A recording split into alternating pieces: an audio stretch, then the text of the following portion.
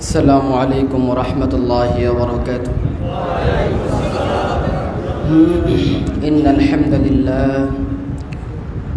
वस्सलातु वस्सलामु अला रसूलिल्लाह अम्मा बाद फ़अऊज़ु बिल्लाहि मिनश शैतानिर रजीम बिस्मिल्लाहिर रहमानिर रहीम। फमन यकफुर बित्तागूत व युमिन बिल्लाह फ़क़द इस्तमसक बिल-उर्वतिल वुस्क़ा ला इंफ़िसाम लहा वल्लाहु समीउन अलीम। क़ाल रसूलुल्लाह सल्लल्लाहु अलैहि वसल्लम ला युमिनु अहदुकुम हत्ता अकूना अहब्ब इलैहि मिन वालिदिही व वलदिही वन्नासि अजमईन औ कमा क़ाल अलैहि सलातु वस्सलाम। सदक़ल्लाहुल अज़ीम व सदक़ रसूलुहुन नबियुल करीम व नहनु अला ज़ालिका मिनश शाहिदीन वश्शाकिरीन अल्हम्दुलिल्लाहि रब्बिल आलमीन। मुअज़्ज़ज़ मुहतरम मुसल्लीन किराम मुरब्बियान इज़ाम बिरादरान इस्लाम, আল্লাহ তাবারক ওয়া তাআলার শুকরিয়া যে আল্লাহ রব্বুল ইজ্জত আমাদেরকে ঈমানি আলোচনায় বসার তৌফিক দিয়েছেন, আলহামদুলিল্লাহ। প্রশ্ন হইল, অনুষ্ঠান হইল সিরাতের, আপনি কইলেন ঈমানের। প্রশ্ন আসে কি না? কারণ সবাই জানে সিরাত মাহফিল এই মর্মে এলান হয়েছে, তো আমি কইলাম ঈমানি আলোচনা, তাই কিনা? সিরাত মানেই হলো ঈমান, সিরাত মানেই হলো ইসলাম, সিরাত মানেই হলো শরিয়ত, সিরাত মানেই হলো দ্বীন। আচ্ছা, আল্লাহর উপরে আগে ঈমান আনা জরুরি নাকি রসুলের উপরে আগে ঈমান আনা জরুরি? তা আল্লাহর উপরে যে ঈমান আনবেন, কিসের ভিত্তিতে ঈমান আনবেন? আল্লাহ তো বটেই, উপায় তো নাই, কিন্তু আল্লাহকে যে উপরে যে ঈমান আনবেন, আপনার ঈমানটা যে বিশুদ্ধ হইল না এর কষ্টি পাথর কি? কথাটা বুঝেন? আল্লাহর উপরে ঈমান তো সেই যুগের কুরাইশে মক্কা, জাহিলে মক্কার যারা অধিবাসী ছিল তাদেরও ছিল না? ওয়ালাইন সাআলতাহুম মান খালাকাস সামাওয়াতি ওয়াল আরদা লায়াকুলুন্নাল্লাহ। আল্লাহ বলতেছেন, হে নবী জিজ্ঞেস করে দেখেন আপনি। হ্যাঁ, যদি আপনাদেরকে জিজ্ঞেস করেন বলেন তো আসমান আর জমিনের সৃষ্টিকর্তাকে, তারা অবশ্যই ওলামায়ে কেরাম এখানে আছে, দুইটা তাকিদ ব্যবহার করা হয়েছে, দুইটা অব্যয় ব্যবহার করা হয়েছে, যেই দুইটা অব্যয় একাধিকবার গুরুত্ব নির্দেশ করে। একটা হলো লাম লা, আর একটা হলো লাস্টে যে তাসদীদযুক্ত নুন। অবশ্যই বলবে আল্লাহ, তাইলে তো তারাও ঈমানদার। তাদের ঈমানটা গ্রহণযোগ্য হয় নাই কেন? সিরাতের ওপরে ঈমান নাই। তাদের ঈমানটা গ্রহণ না হওয়ার কারণ হলো রসুলের উপরে ঈমান নাই। যে রকম নাকি বর্তমান সময়ে একদল আছে হাদিসের উপরে ঈমান নাই, মুনকিরিন হাদিস, বলে আমরা কোরআন মানি, আল্লাহ সরাসরি কোরআন দিছে। আরে গর্দবের বাচ্চা, গর্দবের দল, তুমি যে কোরআনের উপরে ঈমান আনবা, আল্লাহর উপরে ঈমান আনবা, তা আনতে গেলে যে প্রথম ধাপ, সেই ধাপটাই তো হলো রিসালাত আর রসুলের প্রতি ঈমান। রিসালাত বলতে বুঝাই হাদিস, সিরাত বলতে বুঝাই হাদিস। হাদিস বাদ দিয়ে কি রসুলের জীবনে আলোচনা করা সম্ভব? রসুলের কথা সেটাও হাদিস, ওটাও সিরাতের অংশ। রসুলের চলাফেরা কর্ম এটাও হাদিস, ওটাও সিরাতের অংশ। রসুলের চুপ থাকা এটাও হাদিস, ওটাও সিরাতের অংশ। রসুলের ঘুম যাওয়া এটাও হাদিস, এটাও সিরাতের অংশ। রসুলের বৈবাহিক দাম্পত্য সম্পর্কে স্থাপন করা এটাও হাদিস, এটাও সিরাতের অংশ। তাইলে তুমি হাদিস বাদ দিয়ে ঈমান আনবা কার উপরে? তাহলে তোমার আল্লাহর উপরে ঈমান গ্রহণযোগ্য হইল কেমনে? কথাটা বুঝাইছে নি? সুতরাং সিরাতের আলোচনা শুধু সিরাতের আলোচনা না, এটা ঈমানের আলোচনা। সিরাত বাদ দিয়ে কখনো কাউকে ঈমানদার হওয়ার যেমন সুযোগ নাই, ঈমানদার বলারও সুযোগ নাই। সিরাতকে বাদ দিয়ে কারো ঈমান কখনো গ্রহণযোগ্য হয় না, আল্লাহ নিজেই গ্রহণযোগ্য করে নাই। কারণ আল্লাহর ঈমান আনার সাথে সাথে তারপরেই রসুলেরকে আগে বলছে। রসুল শব্দের অর্থ কি? রসুল শব্দের অর্থ হলো মেসেজ, বার্তাবাহক। নবী শব্দের অর্থও তাই, অর্থাৎ আমি যে বার্তা পাঠাবো সেই বার্তার আলোকে আমার উপরে ঈমান আনবা, তাইলে তোমার ঈমান ঠিক, তাইলে তোমার ঈমান ঠিক। এই জন্য এতক্ষণ এই কথা বললাম যে আল্লাহ তাবারক ওয়া তাআলা আমাদেরকে ঈমানী আলোচনায় বসার তৌফিক দান করছে, আলহামদুলিল্লাহ। আমরা রসুলের সিরাতকে কিছু একটা মনে করি, জাস্ট নাথিং, সামান্য, বসলে বসলাম, না বসলে না বসলাম, এটা মুবাহ, করলে সওয়াব, না করলে বোধহয় কিছুই নাই। না, অবশ্যই ইবাদত, কিন্তু রাসূলের সিরাত এটা ফরজ, এইটা জানা ফরজ। জানা কি বলে হুজুর? কই কোন হুজুরে তো কোনদিন কয় নাই। আচ্ছা, নামাজ কার ভেতরে আছে? সিরাতের ভেতরে আছে না নাই? জিহাদ কার ভেতরে আছে? সিরাতের ভেতরে আছে না নাই? তা নামাজ পড়া ফরজ না নফল? তাইলে আচ্ছা, নামাজ পড়ার জন্য যে জিনিসগুলো প্রয়োজন হয়, যেই জিনিসের বাস্তবায়নের জন্য যা কিছু দরকার হয়, ওই জিনিসের গুরুত্ব অনুপাতে তার বাস্তবায়নের জন্য উপকরণ যেটা, এটারও গুরুত্ব নির্ধারিত হয়। কথাটা বুঝেন? বাড়ি করার জন্য, বহুতল ভবন করার জন্য রড জরুরি। আপনার বিশাল একটা ইন্ডাস্ট্রি করার জন্য বহুতল ভবন করা যেমন জরুরি, তার মতো জরুরি হলো আপনার রড কেনা, তাই কিনা? নামাজ পড়া আপনার জন্য ফরজ, তাহলে ওই নামাজের জন্য আপনার ওযু করাও ফরজ। এমনি ওযু করা কি নফল? করলে সওয়াব পাইবেন। নামাজের জন্য, নামাজের প্রয়োজনে ওযু করা ফরজ, ওযু করা ফরজ। তাইলে আপনার ঈমানটা অথেন্টিক আছে কিনা, এই অথেন্টিসিটি চেক করার জন্য, আপনার নামাজটা ঠিক হচ্ছে কিনা, আপনার প্রত্যেকটা কর্মকাণ্ড ঠিক আছে কিনা, এই অথেন্টিসিটি চেক করার জন্য সিরাত জানাও আবশ্যক। আমরা সিরাতকে না পাঠ্যসূচিতে আছে, না আমার ব্যক্তিগত অধ্যয়নে আছে, না কোথায় আছে? কোথাও নাই, কোথাও নাই। সুতরাং সিরাত জানা আবশ্যক, এটা পড়া ফরজ। সারা জিন্দেগি ভর চলে গেল, সিরাত জানলেন না, পড়লেন না, জবাবদিহিতা করতে হবে আপনাকে, জবাবদিহি করতে হবে। দুনিয়াতে এত কিছু জানছো, এত ডিগ্রি নিছো, আমার জীবনীটা একবার খুলে পড়ে দেখার সুযোগ পাও নাই? একটু কি মনেও চাই নাই তোমাদের? এই জন্য ঈমানী আলোচনায় বসার তৌফিক দান করছে, আলহামদুলিল্লাহ। যারা এই আলোচনার আয়োজন করছেন, আজকে এই মসজিদে অনেকদিন পরে ঢুকছি আমি, অনেক দিন পর। তার অর্থ আবার এরকম বুঝেন না যে হুজুর কেউ ঢুকতে দেয় নাই, তা না। আলহামদুলিল্লাহ, সবাই মুসল্লি, সবাই ভালোবাসে আমাকে। কিন্তু এই ঢোকার মাকসাদ, উদ্দেশ্য কেন? এই যে উলামায়ে কেরাম এবং সর্বস্তরের মুসল্লিদের মাঝখানে যে ভাবের আদান প্রদান হয়েছে, বিনিময় হয়েছে, আর যেখানে সাধারণ মুমিনের একে অপরের ভিতরে মুহাব্বত জুড়ে যায়, সেখানে আল্লাহর রহমত বর্ষিত হয়।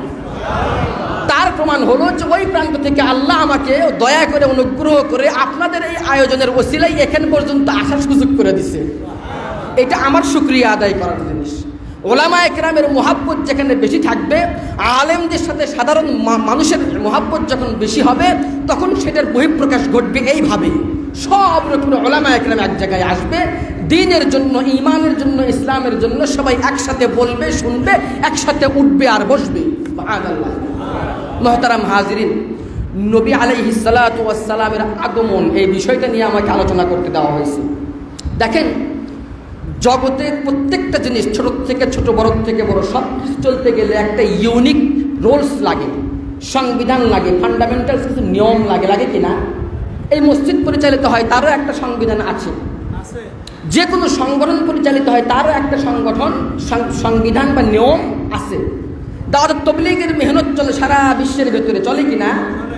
এটারও কি আছে? 6 উসুল আছে, আছে কিনা? ইউনিক একটা নিয়ম থাকতে হয়। এই ইউনিক নিয়মগুলো যদি কোরআন সুন্নাহর সাথে মিল থাকে তাহলে ঠিক আছে, না হলে এটার দ্বারা শান্তি আসে না, অশান্তি হয়। শান্তি আসে না, অশান্তি হয়। এই সবগুলো ইউনিক নিয়ম মিলে মিলে আবার এগুলো অইউনিক হয়ে যায়, আর ইউনিক থাকে না, আর ইউনিক থাকে না। তো একটা ছোট্ট মসজিদ পরিচালনার জন্য ইউনিক নিয়ম লাগে, একটা সংগঠন পরিচালনার জন্য একটা ইউনিক নিয়ম লাগে, এবং প্রত্যেকটা জিনিসের একটা সংযোগ আছে।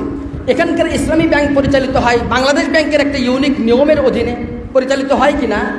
বাংলাদেশ ব্যাংক পরিচালিত হয় বিশ্ব ব্যাংক বা বিশ্ব অর্থ সংস্থা IFM থেকে শুরু করে নিয়ে যে আন্তর্জাতিক অর্থনৈতিক ইকোনমিক্যাল রুলস আছে সে অনুযায়ী হয় কিনা?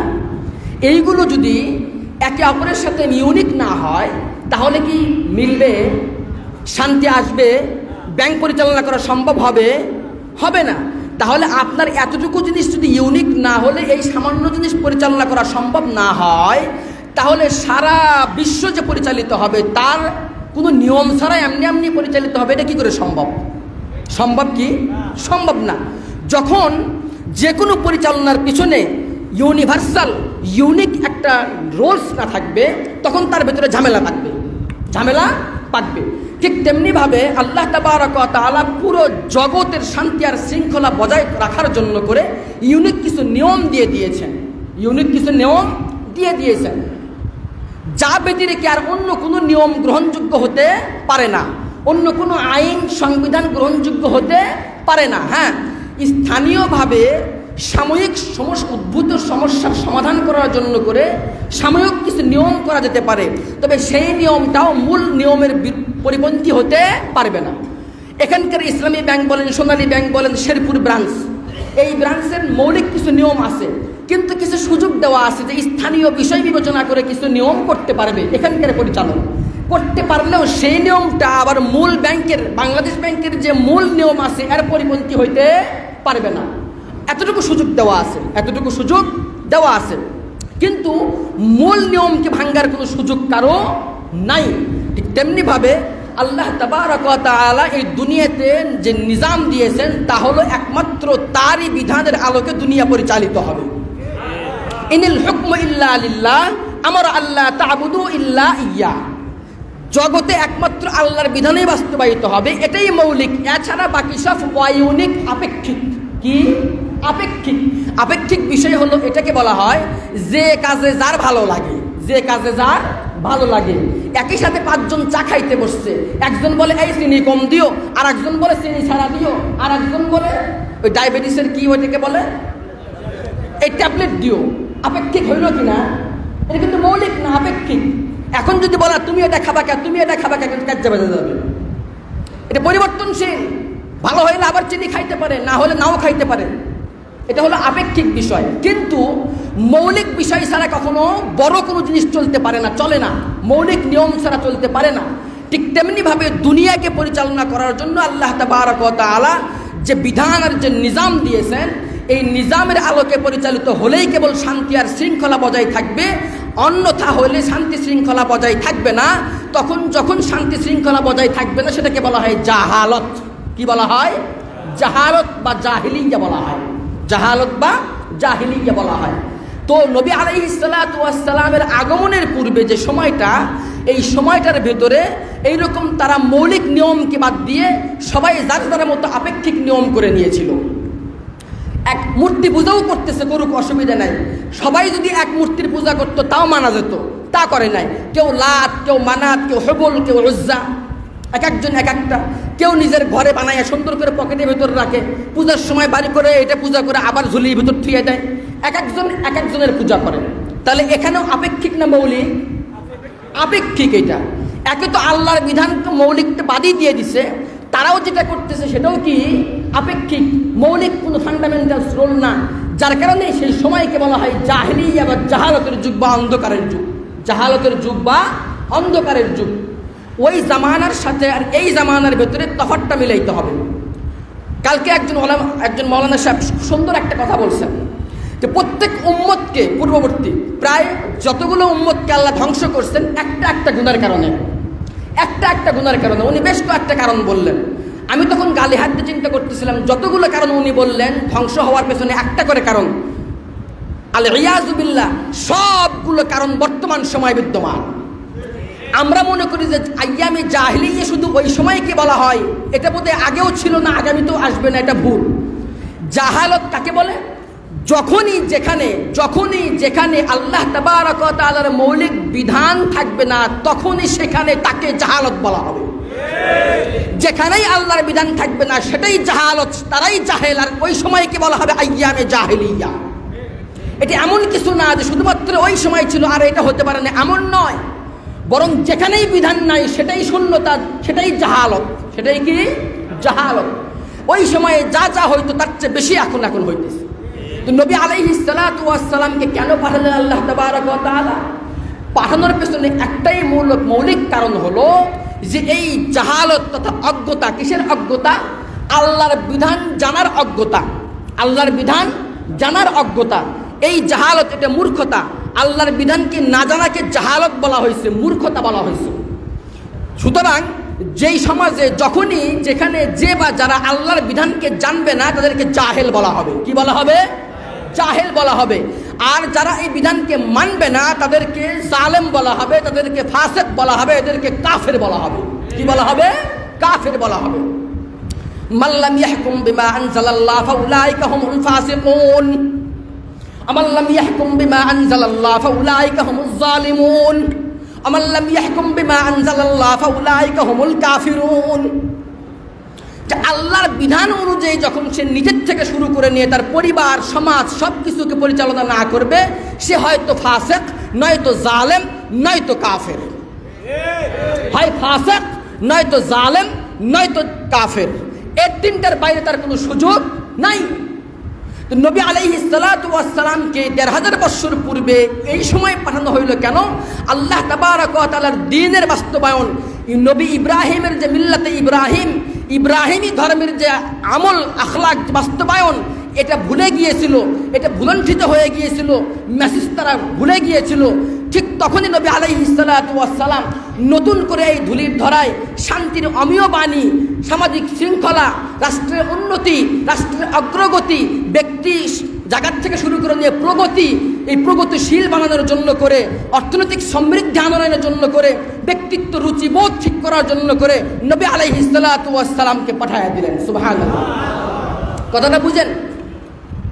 সাহাবায়ে কিরামকে নবী আলাইহিস সালাতু ওয়াস সালাম মেহনত করেছেন, মেহনত করে প্রত্যেককে ব্যক্তিত্ব বোধ সম্পন্ন ব্যক্তি হিসেবে গড়ে তুলেছিলেন, প্রত্যেককে রুচিশীল ব্যক্তি হিসেবে গড়ে তুলেছিলেন, প্রত্যেককে শিক্ষিত ব্যক্তি হিসেবে গড়েছিলেন, প্রত্যেককে মানবিক গুণাবলীর অধিকারী বানিয়েছিলেন। রাষ্ট্রে এবং নিজ সমাজের শান্তি শৃঙ্খলা ফিরিয়ে আনার সাথে সাথে অর্থনৈতিক প্রবৃদ্ধি সমৃদ্ধি আনয়ন করেছিলেন, সামাজিক এবং সাংস্কৃতিক পরিবৃদ্ধি করেছিলেন, প্রগতির ধারা ছুটিয়ে দিয়েছিলেন। সুবহানাল্লাহ। আমরা প্রগতি বলতে বুঝি বর্তমানের শাহবাগকে, প্রগতিশীলতা বলতে বুঝি নাস্তিক্যবাদকে, স্বাধীনতা বলতে বুঝি ল্যাংটাবাদকে, বুঝি কিনা? তোমরা কিসের প্রগতির স্লোগান দাও? প্রকৃত অর্থে প্রগতিশীল যদি কেউ বানায় থাকে তাহলে নবী আলাইহিস সালাতু ওয়াস সালাম সাহাবায়ে কিরামকে বানিয়েছিলেন। অর্থনৈতিক সমৃদ্ধি যদি কেউ এনে দিয়ে থাকে তাহলে মদিনা রাষ্ট্র কায়েম করে নবী আলাইহিস সালাতু ওয়াস সালাম এনেছিলেন। সামাজিক শান্তি আর শৃঙ্খলা যদি কেউ এনে থাকে তাহলে কোরআনী বিধান, মৌলিক বিধান শিক্ষাদানের মাধ্যমে নবী আলাইহিস সালাতু ওয়াস সালাম এনেছিলেন। তার কারণ এই সাহাবায়ে কিরাম ইসলাম আসার আগে, নবী আসার আগে, নবুয়ত আসার আগে তারাই ল্যাংটা হয়ে কাবাগর তওয়াফ করাকেই প্রগতিশীলতা মনে করত। সেই সাহাবায়ে কিরাম ইসলাম আসার পরে এমন এমন সাহাবী চলে গেছে যাদেরকে বলা হয়েছে লজ্জার শিরোমণি। হযরত ওসমান ইবনে আফফান রাদিয়াল্লাহু তাআলা আনহুর প্রমাণ রয়ে গেছে। যারা ল্যাংটা হয়ে করতো তারাই আজকে এই অবস্থা। যারা জেনা আর ব্যভিচারকে আম করে দিয়েছিল ঠিক তারাই নিজে কখনো জেনা হয়ে গেলে নবী আলাইহিস সালাতু ওয়াস সালামের দরবারে এসে বলতো, আয় আল্লাহর নবী, আমি তো ভুল করে ফেলছি, আমি তো ব্যভিচার করে ফেলছি। দেখছেন কাকে বলে? মানবিক গুণাবলী কাকে বলে? আত্মশুদ্ধি কাকে বলে? ঠিক এটাই হলো সিরাতের মিশন। লাকাদ মান্নাল্লাহু আলাল মুমিনিনা ইয বা'আসা ফীহিম রাসূলাম মিন আনফুসিহিম ইয়াতলু আলাইহিম আয়াতিহি ওয়া ইউযাক্কিহিম ওয়া ইউআল্লিমুহুমুল কিতাবা ওয়াল হিকমা ওয়া ইন কানু মিন ক্বাবলু লাফী দালালিম মুবিন। মানুষের উপরে, মুমিনদের উপরে আল্লাহর সবচাইতে বড় রহমত, সবচাইতে বড় অনুগ্রহ হলো তাদেরই মধ্য থেকে একজনকে রাসূল হিসেবে পাঠানো। কেন? ইয়াতলু আলাইহিম আয়াতি, তিনি তাদেরকে কোরআনের বাণী বিধান শুনাইয়া দিয়েছেন। ওয়া ইউযাক্কিহিম, তাদের ভেতর থেকে পরিশুদ্ধ করেছেন। কোথা থেকে? ভেতর থেকে। শোনেন, বাহ্যিক আইন দিয়ে মানুষের বাহ্যিক আচরণকে নিয়ন্ত্রণ করা যায়, কিন্তু নবী আলাইহিস সালাতু ওয়াস সালামের সিরাত দিয়ে মানুষের ভেতরকে পরিশুদ্ধ করা যায়, ভেতরকে পরিশুদ্ধ করা যায়। আজকালকার বাইরের ভয়ে অনেকে লুকায় লুকায় থাকলেও এমন কোন ব্যক্তি এখনো পাওয়া যায় নাই যে অন্যায় করার পরে প্রকাশ্যে যায় বলতেছে আমার ভুল হয়েছে, আমার ওই অন্যায়কে একজন শাস্তি আমাকে দেন। দেখা যায় নবী আলাইহিস সালাতু ওয়াস সালাম এই তাসকিয়ে নফসের মেহনত করার কারণে সাহাবায়ে কেরাম, একজন পুরুষ সাহাবী আর একজন মহিলা সাহাবী পেটে বাচ্চা নিয়ে বলতেছে, আয় আল্লাহর নবী, আমি তো ব্যভিচার করে ফেলছি, আমাকে শাস্তি দিন। আমাকে কি দিন? শাস্তি দিন, যাতে করে জাহান্নামের শাস্তি থেকে আমি দুনিয়াতে বেঁচে যাই, আখিরাতে বেঁচে যাই। তাহলে প্রকৃত অর্থে একজন মানুষকে মানবিক গুণাবলী সম্পূর্ণ তৈরি করতে কিসের প্রয়োজন? মৌলিক বিধানের প্রয়োজন। কিসের প্রয়োজন? মৌলিক বিধানের প্রয়োজন। একজন মানুষকে প্রকৃত অর্থে প্রগতিশীল করতে কিসের প্রয়োজন? হায়া, লজ্জা তথা সিরাতে নবী সাল্লাল্লাহু আলাইহি ওয়াসাল্লামের প্রয়োজন। প্রকৃত অর্থে রাষ্ট্রের অর্থনৈতিক সমৃদ্ধি আনতে গেলে চোর মুক্ত প্রশাসন প্রয়োজন। চোর মুক্ত প্রশাসন প্রয়োজন। আর চোর মুক্ত প্রশাসন তখনই হবে যখন মানুষের ভেতর থেকে পরিশুদ্ধ হবে। কোত্থেকে হবে? ভেতর থেকে পরিশুদ্ধ হবে।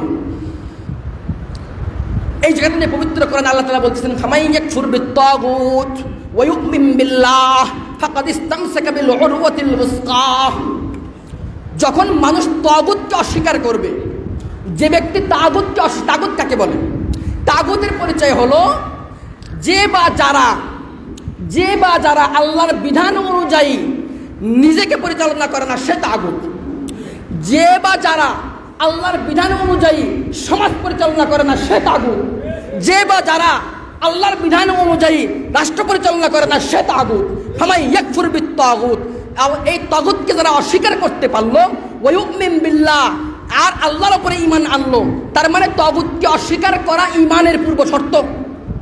তাগুতকে অস্বীকার করা ঈমানের পূর্ব শর্ত। যেই রকম আল্লাহর ঈমানের আগে রিসালাতের উপর ঈমান পূর্ব শর্ত। কথাটা বুঝেন? আবার রিসালত এবং তাওহীদ দুইটার ঈমান পরিপূর্ণ হওয়ার জন্য তাগুতকে অস্বীকার করা পূর্ব শর্ত। কথাটা বুঝেন? একই সাথে কখনো আলো আর অন্ধকার থাকতে পারে না। লাইট জ্বালায় দিয়েছেন, অন্ধকার নাই, অফ করে দেবেন, অন্ধকার চলে আসবে। সুতরাং নিজেকে ঈমানদার দাবি করব, আবার তাগুতের অনুসারী হব, তাগুতের পদলেহনকারী হব, আবার নিজেকে মুমিন দাবি করব, এটা অসম্ভব। পানি আর তেল যেমন মিশতে পারে না, তেমনি হবে তাগুতের অনুসরণ আর তাওহীদের অনুসরণ এক জায়গায় হতে পারে না। কথা বুঝাইতে পারছি? নবী আলাইহিস সালাতু ওয়াস সালামের আগমনটাই ছিল আলো আর অন্ধকারকে পার্থক্য করার জন্য। ইখরিজুহুম মিনাজ যুলুমাতি ইলান নূর, তোমাদেরকে অন্ধকার থেকে আলোর দিকে বের করে নিয়ে আসার জন্য, অন্ধকার মূর্খতা থেকে, অজ্ঞতার থেকে নিয়ে তোমাদেরকে শিক্ষিত করার জন্য, পশ্চাৎপদতা থেকে প্রগতিশীল বানানোর জন্য, দারিদ্রতা থেকে সমৃদ্ধশালী বানানোর জন্য নবী আলাইহিস সালাতু ওয়াস সালামের আগমন। সুতরাং যদি পরিপূর্ণ ঈমানদার নিজেকে বলতে চায়, নিজের ঈমানের দাবির উপরে সঠিক থাকতে চায়, তাহলে ওই যে মৌলিক ইউনিক আইন, কোরআনের আইন, মৌলিক আইন সিরাতের আইন, মৌলিক আইন রিসালাতের আইন, এই তাওহীদ আর রিসালাতের আইনকে উপেক্ষা করে নিজেকে ঈমানদার দাবি করার কোনো সুযোগ নাই। এবং যেখানে যেখানে আল্লাহর বিধান নাই, সেটাই জাহালত, অজ্ঞতা। সুতরাং আজকের সমাজে যেই জায়গাতে আল্লাহর বিধান নাই, সেটাই জাহালত। যদি না থাকে, এটাই আইয়ামে জাহিলিয়ত। এখন প্রশ্ন হলো, ওই আইয়ামে জাহিলিয়তের সময় নবী আসতে সংস্কার করছে, এই আইয়ামে জাহিলিয়তের সময় নবী আসবে না, সংস্কার কে করবে? এই আইয়ামে জাহিলিয়তের সময় সংস্কার করবে প্রতিটি মুমিন আর মুসলমান। ঈমান আর ইসলামের দুর্গকে পাহারা দেবে প্রতিটি মুমিন আর মুসলমান, প্রত্যেকেই, এর কোনো বিকল্প নাই। মুহতারাম হাজিরিন, আজকে সুযোগ আসছে, আজকে সুযোগ আসছে। আমরা প্রত্যেকেই নিজেকে মুমিন বলে দাবি করি, কিন্তু নিজেকে প্রশ্ন করি তো, আমি কি সত্যিকার অর্থে আল্লাহর আইনকে পছন্দ করি? আপনি হন আওয়ামী লীগ, আপত্তি নাই, হন বিএনপি, আপত্তি নাই, জাসদ পাসদ যেই হন না কেন, 5 ওয়াক্ত নামাজে এই মুসল্লির ভেতরে যতগুলো আছে, কেউ আওয়ামী লীগ, কেউ বিএনপি, কেউ জাসদ, কেউ বাসদ, কেউ অমুক, কেউ তমুক, সবাই তো মসজিদে মুসল্লি, সবাই মসজিদে মুসল্লি না। কিন্তু যখনই বলা হয় আল্লাহর আইনকে নিয়ে আসো, যে আইন প্রতিষ্ঠা করার জন্য রাসূলের আগমন, জাহালাতকে দূর করো, যে জাহালাতকে দূর করার জন্য রাসূলের আগমন, এটাকে প্রতিষ্ঠা করো, তখনই বলে না এটা তো বর্বরতা, এটা পশ্চাৎপদতা। আরে ভাই, এতগুলো মুসল্লি, বাংলাদেশে মসজিদ বেশি না মন্দির বেশি? এতগুলো মুসল্লি, এত হাজী সাহেব, এত মুহাম্মদ, এতই মুসাম্মাদ, তারপরেও এই বাংলাদেশে আল্লাহর আইন কেন প্রতিষ্ঠা হয় না? কারণ কি? তাহলে এখন নিজেরাই নিজেকে প্রশ্ন করি যে আমার ঈমানটা রিসালাতের কষ্টিপাথর অনুযায়ী ঠিক আছে কিনা, আমার ঈমানটা তাওহীদের কষ্টিপাথর অনুযায়ী ঠিক আছে কিনা, আমার ঈমানটা কোরআনের আইন অনুযায়ী ঠিক আছে কিনা। মাল্লাম ইয়াহকুম বিমা আনজালাল্লাহ ফাউলাইকা হুমুল ফাসিকুন, হয় তুমি ফাসিক পাপাচারী হয়ে যাবা, মাল্লাম ইয়াহকুম বিমা আনজালাল্লাহ ফাউলাইকা হুমুজ জালিমুন, হয় তুমি জালেম হবা। এক নম্বরে জুলুমকারী নিজের উপরে, আর এক নম্বরে জুলুমকারী তোমার দায়িত্বশীল যাদের উপরে তাদের উপরে জুলুম করলাম। মাল্লাম ইয়াহকুম বিমা আনজালাল্লাহ ফাউলাইকা হুমুল কাফিরুন, তুমি যদি না করো তাহলে তুমি কাফের। আশ্চর্য কথা, আমার বুঝে আসে না। আমরা সবাই শান্তি চাই, প্রগতি চাই, সমৃদ্ধি চাই, অনেক কিছুই চাই, কিন্তু যেই পথে সমৃদ্ধি আসবে, যেই পথে প্রগতি আসবে, এটাকে অস্বীকার করে বসে থাকি আমরা কেন? এজন্য দল মত নির্বিশেষে ইমানের তাকাজায় প্রত্যেকেই আল্লাহর আইন কি বাস্তবায়ন রূপে দেখতে চাওয়াটা ইমানের আলামত, ইমানের শর্ত। কথাটা বুঝলেন? আপনি মুসলমান দাবি করবেন কিন্তু মনে মনে আল্লাহর আইনকে পছন্দ করবেন না, তাইলে আপনি ইমানদার না ভাই। আপনি যত বড় হাতই হন না কেন, আপনি যেই হন না কেন, যদি আপনি সত্যিকার অর্থে মনে মনে আল্লাহর আইন আল্লাহর জমিনে বাস্তবায়ন হোক, সে যে দলের মাধ্যমেই হোক না কেন আপত্তি নাই, সংবিধানে প্রণীত হোক, এটা যে দলের মাধ্যমেই হোক আপত্তি নাই, যদি পছন্দ না করেন তাহলে আপনি ইমানদার না ভাই, আপনি ইমানদার না। মাল্লাম ইয়াহকুম বিমা আনজালাল্লাহ ফাউলাইকা হুমুল কাফিরুন, যে ব্যক্তি আল্লাহর জমিনে আল্লাহর বিধান বাস্তবায়ন পছন্দ করে না, সে প্রকৃত অর্থে আসল কথা হলো সে এটাকে যে কল্যাণকর, এটা যে মৌলিক, এটা যে ঐশী বাণী, সে এই কথা বিশ্বাসই করে না। তাহলে যে ব্যক্তি রিসালাতের উপর বিশ্বাস করে না, যে ব্যক্তি কোরআনের আয়াতকে বিশ্বাস করে না, সন্দেহ করে, প্রশ্ন উত্থাপন করে, সে ব্যক্তির ইমানদার হয় কি করে? যদি কেউ বলে 2024 সালে এসে পর্দা করার জরুরত আছে কিনা এমন প্রশ্ন যে করে, প্রথম কথা হলো তুমি ইমানদার নও, তুমি কাফের, কথা স্বীকৃতি দাও, কোনো আপত্তি নাই। নিজেকে কাফের বলার পরে তুমি কোরআনকে অস্বীকার করো, আপত্তি নাই। তুমি হাদিসকে অস্বীকার করো, আপত্তি নাই। রিসালাতকে অস্বীকার করো, আপত্তি নাই। কিন্তু মুনাফিকি করতে পারবা না, নিজেকে ইমানদার বলবা, আবার আল্লাহর জমিনে আল্লাহর আইন বাস্তবায়ন হোক এটা তুমি চাইবা না। তাহলে জেনে রাখো তুমি ইমানদার নও, তুমি ইমানদার নও, তুমি ইমানদার হতে পারো না। মুহতারাম হাজিরিন, আজকে সিরাত মাহফিলের আলোচ্য বিষয় হলো এটাই। এখান থেকে শিক্ষা নিয়ে যায় রাসূলের জিন্দেগিতে প্রতিটা মুহূর্তের ভিতরে যা যা ঘটছে তা উম্মতের জন্য কল্যাণকর, তা আসছে আল্লাহর পক্ষ থেকে। সুতরাং যতক্ষণ পর্যন্ত এটা বাস্তবায়ন না হবে, অতক্ষণ পর্যন্ত এই বাংলার জমিনে শান্তি আসে নাই, আসতে পারে না। 47 দেখেছি, 52 দেখেছি, 71 দেখেছি, 24 দেখলাম। যদি আল্লাহর আইন এখন বাস্তবায়ন করা না হয়, 1024 চলে যাবে, শান্তি আসবে না। সুতরাং আজকের প্রতিজ্ঞা হলো এইটা। আল্লাহ তাবারক ওয়া তাআলা আমাদের সবাইকে বোঝার তৌফিক দান করুন, আমিন। ওয়া আখিরু দাওয়ানা আলহামদুলিল্লাহি রাব্বিল আলামিন।